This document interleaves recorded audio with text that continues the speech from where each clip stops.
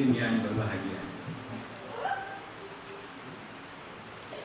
Saya berada di depan guru-guru saya yang memang tidak langsung. Seperti Pak Tonirit ini seangkatan guru saya, Prof. Lapian. Jadi kalau saya ingat Pak Lapian mesti ingat beliau. Dan kalau ingat beliau pasti ingat Turun Niaga, bukunya yang terkenal itu. Juga Pak James Cox, saya baca tulisan beliau itu, karya beliau tahun 65 tentang rote, jadi luar biasa. Ada Prof. Hanafi rekan saya dari Universitas Malaya. Dan Bapak Ibu para mahasiswa, saya tidak tahu ini berapa SKS nanti yang dapat.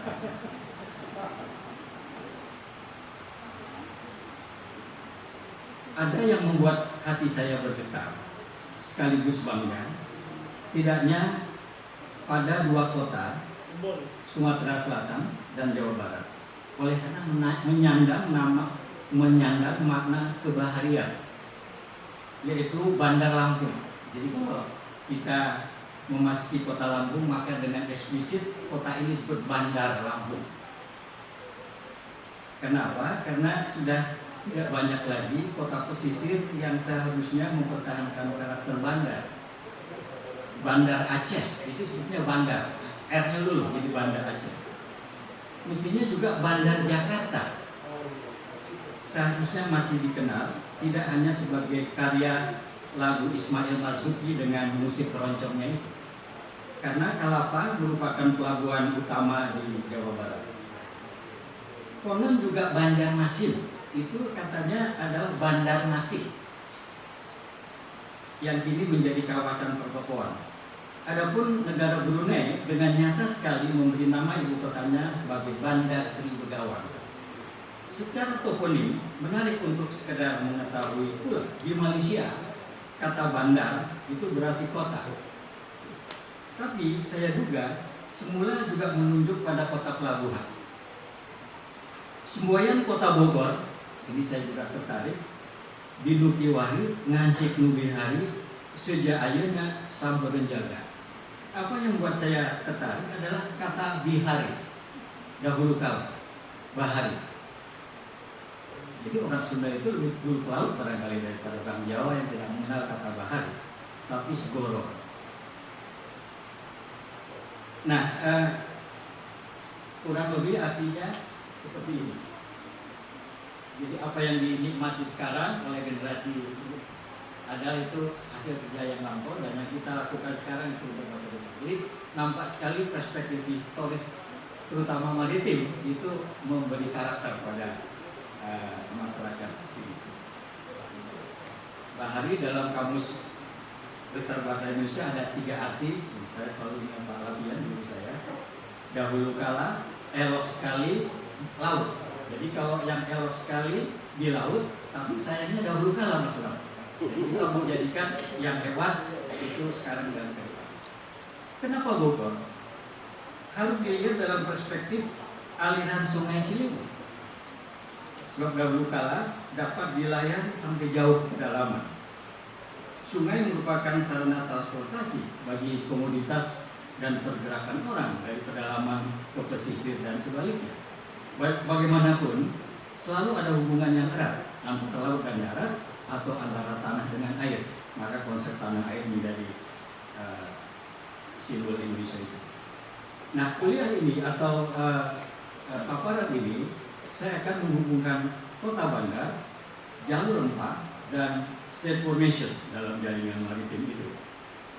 Dari ketiga aspek itu, saya hendak rangkai menjadi narasi jalur rempah, pesanan Pak Bram, yang akan disumbangkan Indonesia untuk membangun peradaban dunia melalui pemusuhan warisan dunia. Jadi apa yang menjadi karakter jalur rempah sesuai dengan sifatnya adalah jalur budaya kehangatan, warm cultural road. Gerak jalur rempah tidak dapat dipisahkan dari kota bandar. Saya ingin menekankan bahwa kita sudah melupakan kata bandar ini tadi. Padahal bandar mempunyai kelebihan makna daripada bahasa Inggris, karena dalam satu istilah bandar itu sudah mencerminkan kota pelabuhan, kota perdagangan, yang harus di dalam bahasa Inggris mesti port politic. Nah, Untuk kita hanya menyebut bandar. Sayangnya istilah bandar sudah terkontaminasi atau menjadi istilah yang tidak positif lagi. Bandar judi atau bandar narkotika. Jadi ini harus kita kembalikan bandar dalam arti sejarah maritim. Jadi kota pelabuhan yang berpemerintahan. Jadi memang kota-kota itulah yang menjadi kerajaan atau negara-negara pesisir yang kaya, yang memberikan peradaban pada tidak hanya Indonesia tapi juga Nusantara. Jadi mengapa bandar? Karena kita sudah kehilangan atau meninggalkan arti substansial dari kata dasarnya itu sendiri. Bandar juga memperlihatkan ciri kosmopolitan. Kemarin Pak Peniriat menyampaikan Banten, saya akan menyampaikan Tuban dan Gresik. Baik. Nah, Tom Pires itu menggambarkan terbentuknya masyarakat kota pesisir di Jawa sebagai gejala yang luar biasa. Kota-kota pesisir itu dihuni oleh orang yang berasal dari Persia, Arab, Gujarat, Bengali, dan seterusnya.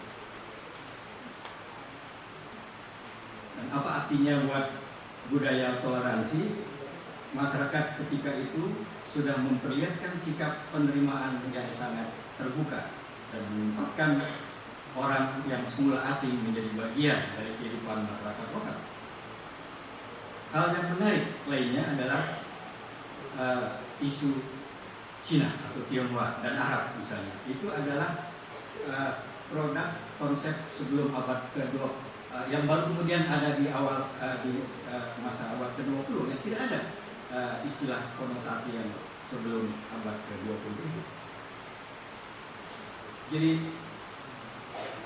jauh sebelum kedatangan orang Eropa, hal yang menonjol dalam masyarakat kota bandar adalah karakter kosmopolitan itu. Islam memberikan warna yang sangat jelas. Dalam konteks ini, perlu pula ditonjolkan peran ekonomi dan budaya Muslim dari Fujian dan Guangdong di kota bandar Nusantara. Jadi tidak usah heran di abad ke-14-15 urbanisasi orang Cina di Asia Tenggara itu menjadi hal yang biasa, dan sejarawan Thailand Chamsit Kasetiri misalnya menyebut orang-orang Cina bernama Utong adalah sebagai pemimpin masyarakat Cina pada masa awal Ayutthaya Bangkok pada kira-kira tahun 1350. Sejarah masa kini tampaknya semakin sensitif untuk menggali sumber lokal atau tempatan yang asli dalam tanda kutip sebagai upaya untuk menangkap perasaan masyarakat tentang dirinya, identity, dalam kaitan dengan siapa mereka, yang berakar pada dan dibentuk oleh persepsi mereka tentang masa lampau, tentang apa yang terjadi sebagaimana diyakini harus terjadi. Ini saya kutip dari Anderson dan Walser. Sebagai negara bangsa yang merdeka, jadi saya mengambil contoh Indonesia, Malaysia dalam hal ini, yang merdeka setelah dijajah lama masih dibayangi pengalaman masa lampaunya. Setiap kali peringatan merdeka, ya ini hanya beberapa selisih hari saja, 17 Agustus untuk Indonesia, 31 Agustus untuk Malaysia. Jadi ini ada bagian yang saya sampaikan pada Kongres Sejarawan Malaysia tahun yang lalu. Perspektif sejarah bangsa yang semula dijajah dan berusaha menemukan sudut pandang dan penggunaan sumbernya sendiri menjadi suatu hal yang diupayakan. Suatu keseimbangan atau setidaknya penggunaan sumber lokal yang cukup untuk memberi pemahaman dari dalam. Jadi sudah disadari oleh sejarah Indonesia untuk berusaha menolak mengikuti jejak Belanda follow the Dutch trade. Akan tetapi penggambaran mengenai Asia Tenggara masih bertumbuh pada pandangan sejarah yang pada umumnya bertolak dari visi Eropa sentris. Prof. Sartono Prof. sudah mengupayakan untuk menjadikan Indonesia sentris sebagai suatu alternatif. Itu bahkan kalau bisa mengambil alih cara pandang sejarah itu. Faktor kedua, ini masalah yang dihadapi, yaitu tidak banyak sumber yang secara kuantitatif dapat memberikan penjelasan terhadap sejarah ekonomi dalam periode yang dibicarakan ini, seperti angka-angka statistik. Untuk Prof. Tony di dalam dunia itu sudah mencoba menampilkan masa kejayaan atau kemakmuran jauh sebelum orang Eropa datang. Hal ini jelas berbeda dengan periode setelahnya, yaitu ketika dokumen-dokumen diarsipkan oleh institusi Eropa pada masa itu, seperti oleh VOC, oleh EIC. Yang ketiga, persoalan yang dihadapi untuk menjadikan Indonesia sentris atau juga bisa Nusantara sentris adalah sumber yang tersedia dari masa ini kebanyakan berupa naskah atau hikayat yang disalin sedikitnya 1 abad sesudahnya, bisa 200 tahun, 300 tahun. Jadi seperti naskah Suratus Salatin yang dianggap tertua itu dikoleksi oleh seorang Rusia, Ivan Krusentay, itu 1789 untuk menggambarkan raja-raja Melayu pada masa Melaka abad 14-15, beberapa ratus tahun itu baru ditulis oleh naskah.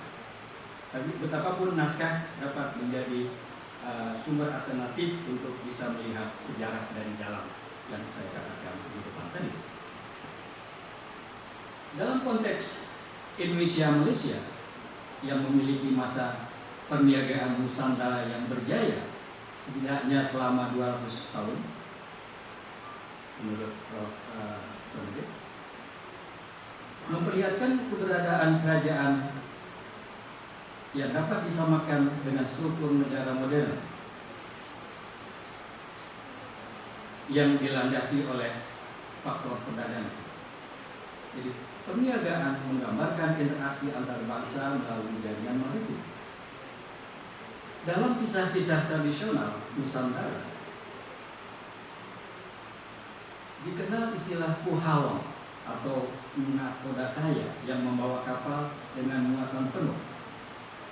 Istilah puhawang merupakan gelar atau jabatan dalam pelayaran kapal dalam dunia Melayu Sriwijaya yang tertulis dalam prasasti Telaga Batu abad ke-7. Selain itu, ingatan kolektif masyarakat Nusantara merekam dan mengabadikan dalam bentuk tekstil atau batik dengan motif jung sarat. Ini Pia Manggen juga sudah melalui ini. Suatu kapal yang bermuatan barang dagangan yang besar sekali dengan muatan penuh.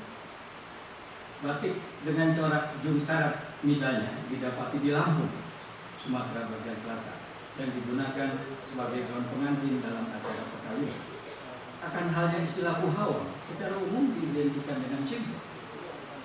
Nakoda Muslim Cina zaman dinasti Ming. Kemarin Pak Hasan Wirayuda sudah menyampaikan ini juga. Padahal beberapa abad sebelum itu istilah puhawang sudah ada di kosakata Sriwijaya tadi. Hadirin sekalian, Bapak Ibu yang berbahagia. Jadi hubungan antara dagang dan kota, hubungan dagang dan negara begitu erat. Jadi boleh dikatakan dalam konteks Melaka misalnya, semua di Melaka adalah ekonomi pasar. Melaka menjadi entrepot di dalam pelayaran perdagangan Nusantara ketika itu. Ada ungkapan semua di Melaka adalah ekonomi pasar. Negara ada karena ada perdagangan. Tidak ada perdagangan karena negara. Jadi ada dagang dulu baru ada negara. Dalam sejarah maritim Nusantara, kawasan barat memang lebih dahulu memperlihatkan perkembangannya secara intensif dalam bidang perdagangan internasional. Sriwijaya merupakan poros maritim Asia Tenggara dan Asia tentunya karena menguasai Selat Melaka, lalu lintas pelayaran timur dan barat dengan kemampuan kapal-kapal Asia ke pelabuhannya di Palembang, ya, sekitar Palembang atau Jambi. Berkembang dari abad ke-7 sampai ke-14, Sriwijaya kemudian digantikan kemunculan Melaka dan kota bandar pesisir utara Jawa. Meli Gulov misalnya menempatkan Melaka sebagai pusat perdagangan penerus Sriwijaya. Melaka berhubungan dengan wilayah Asia seperti dengan Gujarat yang memiliki beberapa pelabuhan Surat dengan komoditas damar, Riau, Cambai dan sebagai jalur perdagangan dari Arab, India dan perjalanannya ke Mesir dan Eropa. Barang dagangan yang dipertukarkan antara lain logam mulia, paku tembaga, senjata, kaca atau cermin, permata, air raksa, pewarna, kain bor. Sedangkan dari Coromandel memasuk kain tekstil, beras, kelapa, budak. Dari Benggala tempat berangkat pedagang Arab, Parsi, Turki, Abyssinia, mereka banyak berlayar ke pasar membawa beras, tebu, kapas, ternak, ikan yang ditukar dengan rempah, kayu cendana, pedang, keris. Relasi dengan Pegu merupakan tempat pembuatan kapal yang banyak memasuk ke Nusantara. Hubungan Melaka dengan Sumatera terlihat dalam jaringan Kesiak, Kampar, Indragiri, Minangkabau, Pasai, Pidi, Jambi, dan Palembang. Sementara itu, karena berpindahnya pedagang Cina dan Gujarat ke Melaka menyebabkan Jawa mulai menurun, sedangkan Melaka semakin berkuasa. Jawa menjadi bergantung pada Melaka, seperti terlihat dalam hubungan Melaka dengan Sumatera yang Jepang. Relasi ini kemudian berubah ketika Melaka jatuh ke tangan Portugis 1511. Pelabuhan Utara Jawa semakin berkembang dan berperan dalam memasuk kebutuhan ke Melaka. Terjadi pergeseran kekuasaan, pelayaran, perdagangan, dan diaspora penduduk Nusantara di kedua arah. Satu ke Semenanjung Melaya di utara dan Kalimantan, Sulawesi, dan Maluku di timur. Pergeseran ini kemudian seperti disebut ombak sebagai West Shipping Line yang memanjang dari Semenanjung Melaya, Cochin Cina, Tioman, pesisir Cham, Panduraga, Kautara, Wijaya, dan Amrawati sebelum mencapai Hainan, Guangdong, Fujian Selatan, lalu Kanton dan Guangzhou. Berikutnya adalah East Shipping Line, mencakup wilayah-wilayah Brunei, Manila, dan Kepulauan Maluku. Kemunculan Bandar Utara Jawa perlu dijelaskan dalam konteks pergeseran Majapahit dengan masuknya Islam. Kekuasaan Majapahit meliputi berbagai daerah di sepanjang abad ke-14 sampai ke-16. Majapahit yang pengaruhnya besar dengan memiliki jaringan tributary yang luas, komoditas yang diperdagangkan antara lain lada, emas, dan bahan pangan. Perdagangan sebagian besar terpusat di wilayah Semenanjung yang memanjang hingga pantai utara Jawa. Jaringan ini baru berubah ketika di abad ke-14, abad 16 Portugis masuk ke Melaka dan memulai pencariannya terhadap rempah-rempah yang mengubah kecenderungan pedagang di Nusantara saat itu. Islam dalam abad ini menggerus corak kerajaan Hindu-Buddha atau kepercayaan sebelumnya di dalam proses perkembangan Islam. Saya kutip dari Roma.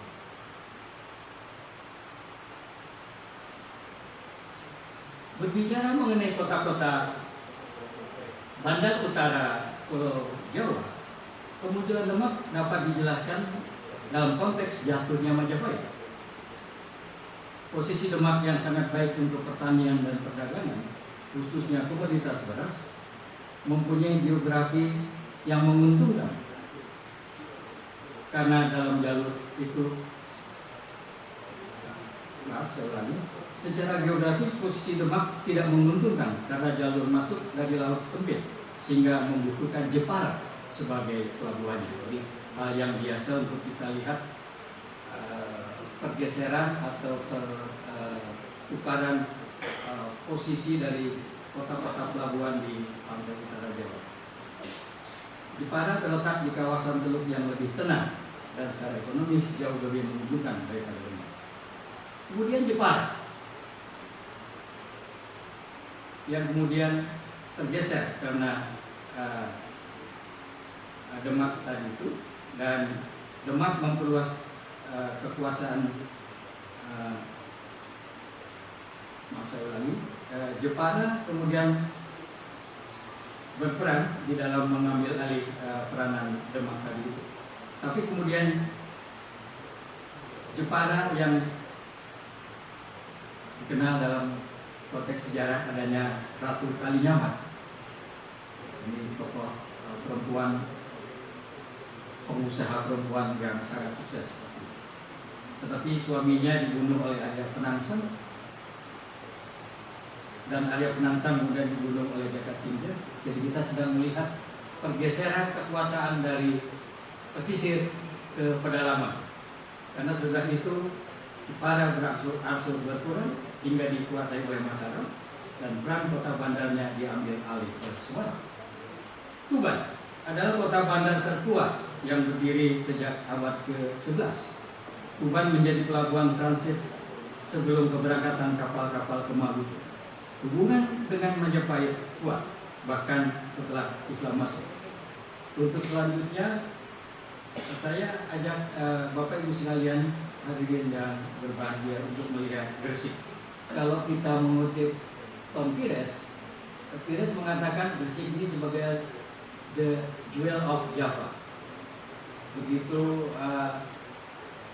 ramainya pelabuhan ini, begitu kayanya pelabuhan ini, sampai untuk menggambarkan kemudahan perahu-perahu. Pires mengatakan bahwa haluan perahu itu sampai bisa mendekati atap-atap rumah di Gresik itu. Jadi betapa mudahnya fasilitas pelabuhan Gresik yang terbuka dari berbagai aktivitas pelayaran perdagangan di Nusantara dan juga bagian-bagian dunia lainnya.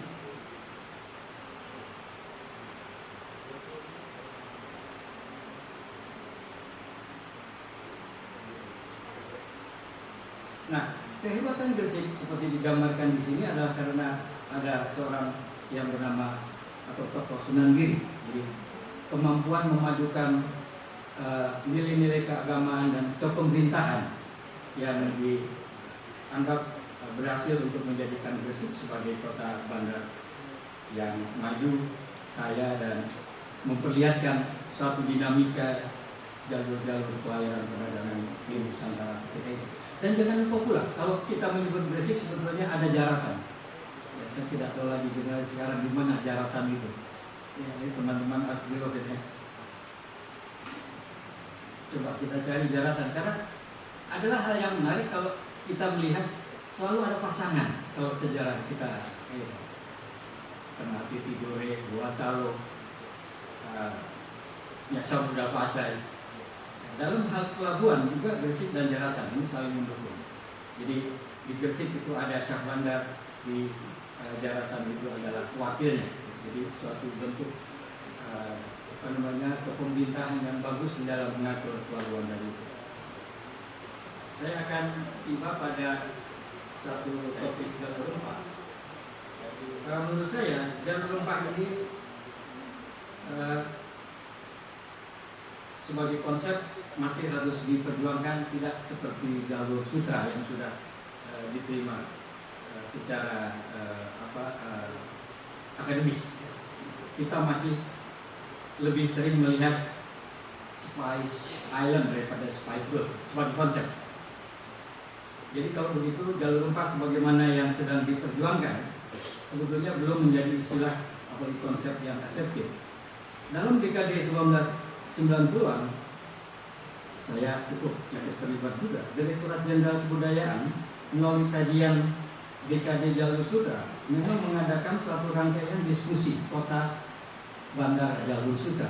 Jadi ketika kita dalam arti Indonesia itu mengusulkan jalur rempah, maka mesti ada argumentasi yang harus diberikan.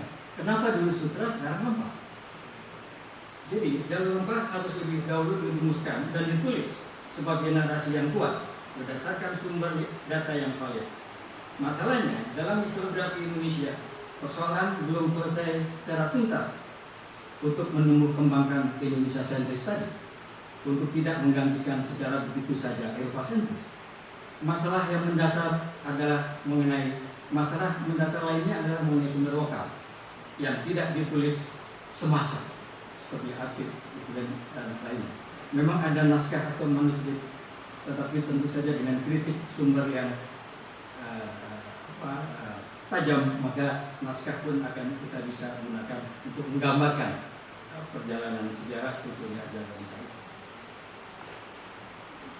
Sekarang dalam konteks state formation, kemarin Pak Hasan saya ingat betul selalu menekankan kita. Dalam konteks ini kita siapa?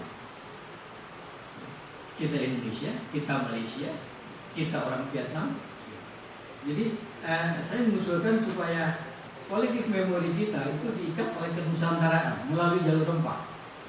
Jadi kalau boleh saya katakan bahwa jalur rempah itu adalah jalur budaya. Dengan esensi rempah itu, maka kita bisa katakan ada jalur budaya kehangatan, karena rempah memberikan kehangatan. Kira-kira kalau itu sutra memberi kehalusan. Jadi mungkin bisa kita sebut sebagai warm cultural roots, rute budaya kehangatan yang akan ditawarkan atau kita tawarkan kepada dunia, bahwa kecenderungan kita di satu pihak sangat panas sekali sampai meleleh dia, di satu pihak atau di sisi lain itu kenyataan yang beku. Jadi di antara yang beku dan meleleh, maka hangat itu saya kira akan dicari orang. Siapa yang nggak akan mencari kehangatan dalam kehidupan ini? Jadi jalur rempah adalah jalur budaya kehangatan. Jalur rempah juga berperan untuk memahami perbedaan kepentingan antar bangsa dalam perubahan sejarah, seperti kita dengan Malaysia. Problem yang muncul ketika ada negara merdeka sesudah kemerdekaan, dan kemudian masalah kedaulatan menjadi sangat tajam untuk membedakan atau untuk membatasi mana wilayah kedaulatan Malaysia, mana wilayah kedaulatan Indonesia, dan seterusnya. Padahal kita lupa, kita dan Malaysia pernah dipersatukan oleh sejarah. Oleh sebab itu, saya sampai pada suatu istilah Indonesia Malaysia itu sebagai separated history but remaining memory. Secara sejarah, terutama politik, kita boleh berpisah karena ada Traktat London 1824. Tapi secara ingatan, bagaimana kita bisa lupakan? Dan yang membuat kita tidak lupa adalah jalur rempah. Mestinya begitu. Hal yang lain, ketika kemarin juga Pak Hasan itu membukakan soal pahlawan jadi masalah. Ke dalam bangsa Indonesia sendiri itu terkait pada problem integrasi nasional. Masih ada beberapa provinsi tidak punya pahlawan nasional, dan saya dengar mereka mengancam kalau nggak dapat pahlawan nasional dia keluar dari NKRI. Jadi sederhana sekali persoalannya. Sejarah, kata Pak Prof. Tabula, itu sebenarnya album foto kita ada di situ atau tidak. Kalau tidak ada, bagaimana kita menjadi bagian dari Indonesia? Jadi ini suatu persoalan. Nah sekarang dengan Malaysia gimana? Bagaimana kita bisa melupakan Hang Tuah? Ya, jalan Hang Tuah ada di Kebayoran sana, dekat rumah Pak Oteng misalkan. Bagaimana melupakan Tun Perak misalnya? Dan yang terakhir, saya punya pengalaman ketika mengusulkan Sultan Mahmud Riyad Shah. Ini hampir saja, dan itu di dalam dokumen pemerintah Kepri waktu mengusulkan ke Kementerian Sosial yang menangani urusan pahlawan nasional, kami apabila ditolak lagi pengusulan Mahmud Riyasa, maka akan kami usulkan ke Malaysia. Kenapa? Karena Sultan Mahmud Riyasa berjuang itu sebelum ada Traktat London. Jadi Mahmud Riyasa hidup pada 1761 dan 1812. London Treaty itu 1824. Jadi bagaimana tidak ingatan yang masih tersisa yang sebetulnya kita bisa pertautkan kembali. Jadi itu yang saya maksud. Jadi terakhir Bapak Ibu sekalian, izinkan saya untuk mengatakan bahwa Jalur Rempah dapat menjadi penguat ingatan kolektif dan juga kesadaran kolektif. Dengan demikian kita semua dapat mewujudkan kesejahteraan, perdamaian baik di dalam maupun keluar. Ke dalam arti Indonesia, Malaysia dan seterusnya, keluar dalam arti ASEAN yang merupakan harapan kita semua. Demikian, terima kasih atas perhatian Bapak Ibu sekalian. Assalamualaikum warahmatullahi wabarakatuh. Selamat siang, salam sejahtera untuk kita semua.